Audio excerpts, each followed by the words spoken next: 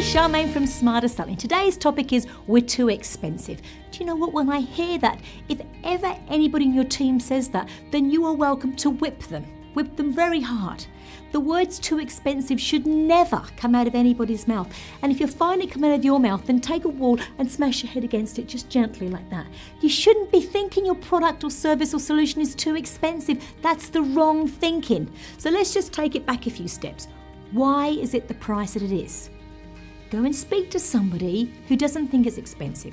Speak to how it gets manufactured or how your solution's put together. Or, look at the profit and loss of the company and understand that maybe it ran at a loss for 4 years before it's got to where it is.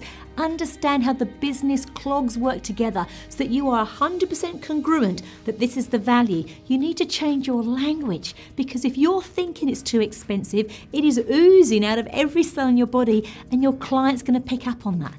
What you need to be thinking is, well, this is just a walk in the park. This is a giveaway. This is insane. It should be far more than this. Because again, unconsciously, you'll be oozing that and your client will pick up on that.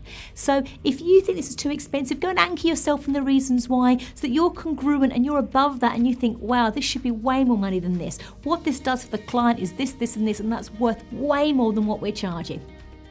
If you found this comment interesting, then comment below.